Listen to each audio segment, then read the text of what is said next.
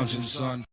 Welcome back to the Comic Lounge. My name is Ryan, and today I'm going to be going through the reprint of the Marvel Treasury edition of Captain America's Bicentennial Battles by none other than the King himself, Jack Kirby, assisted by some of the most legendary artists in the biz inking over him.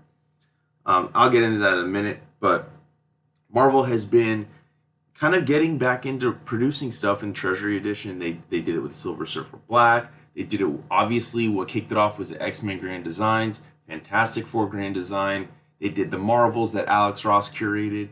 I know they're doing the Wolverine Red, White, and Blood. They're probably going to do it with, I'd imagine, with the Carnage one that's going to come out. I'm sure they've got other stuff in the works that they want to give the Treasury Edition treatment to. And I'm digging it, man. I love this oversized stuff. And of course, being a huge Cap fan, being a huge Jack Kirby fan, there was no way that I wasn't going to buy this.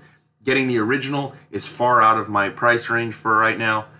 This is the next best thing. Don't get me wrong, I love my newsprint, but if it's between not getting it or getting it in this way, I'm going to get it this way. You know what I mean? Like, I love Jack Kirby, and I love seeing him and his art in a larger format.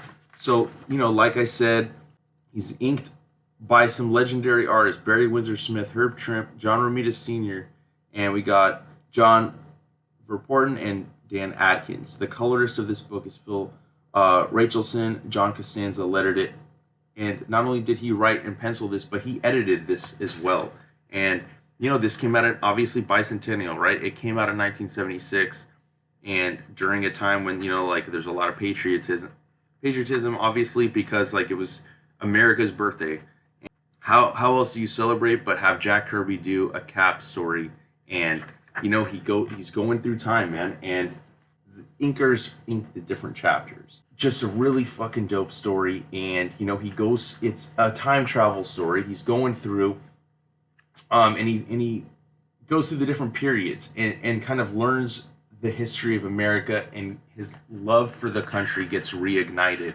And it all starts with, we had this guy, right, who kind of puts this, not spell, but he makes Cap start seeing these visions, and he's trapped. So he sends him through time, and then he thinks that it's all in his head, but he keeps going further and further, right?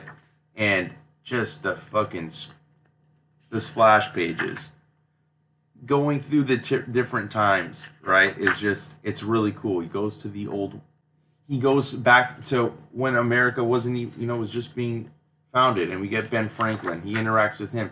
He sees that he actually somehow inspired the flag, and he's losing it. He's like, how is this even possible? And then he jumps and he goes into the 1920s. He goes even further back, Native Americans and fighting with them. And I can't, growing up back then, and actually being able to experience Kirby firsthand, I can't even imagine what that would have been like. And getting a Treasury-sized issue of Kirby doing Cap, look at this. I mean, dude, this is Jack Kirby Unbound, doing the story he wants to do. And he paces it he's such a great storyteller. It's not just, that his writing was awesome, in this period. I know that he had come back to Marvel. He had done stuff with DC, the Fourth World stuff. And I feel like he was, reinvigorated and kind of, in turn, was reinvigorating Cap, right? Making Cap fucking dope again. And I just love every aspect of this. He's just the time travel aspect, seeing America's history through Cap's eyes, seeing the slavery and him standing up for the slave back then, the atomic bomb being created. It's just it jumps through time periods, but it doesn't feel jarring at all. Even so far as eventually going into the future, right? It paints a picture of what America is and what it can be, right? And it doesn't it doesn't glorify America as this like perfect country. We see the flaws, we see, the good stuff. And I think that is, it's amazing to see it done, and done in such a way that doesn't come off as like he's not trying to preach any type of like he's not trying to preach patriotism. He's showing his love for his country, but then also some of like the flaws that we have as well. And that's something, like people recently have been talking about Cap and how him going against the country is uncap like. And my reading this just before people, or even around when people started saying this, with the new series that, United States of Captain America, it was really interesting. It was really crazy to see the parallel. And anybody that knows Cap knows his history. He's constantly been against the government. He's constantly questioning what our government does, and at times even like he forewent the fucking Cap costume, and he would have different identities, and he didn't identify as Captain America for periods of time. And to see that it was going back here, because I haven't read a lot of the old Cap stories. I've read bits and pieces obviously, but this has become like a staple, like where it's one that I will continue to revisit. And I think that this is just one of the best Cap stories I've read. Even at the end, like just the message that he gives straight out of Cap's mouth.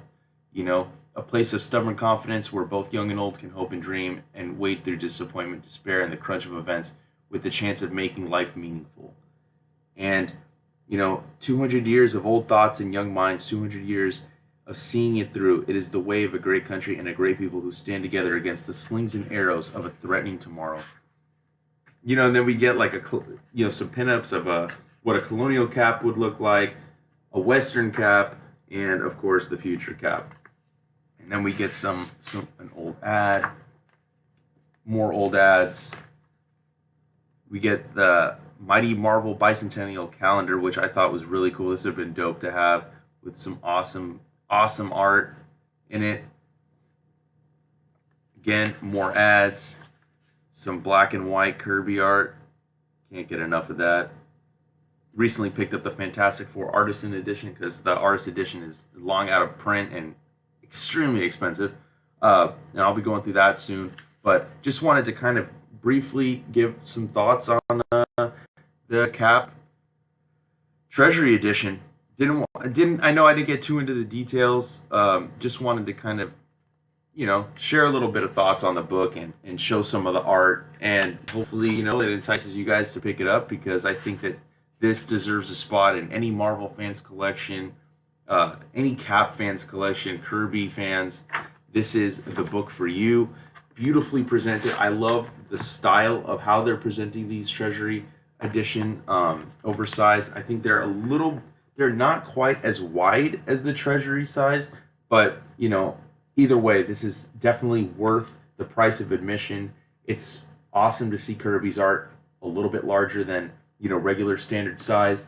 Love the book, and go pick it up.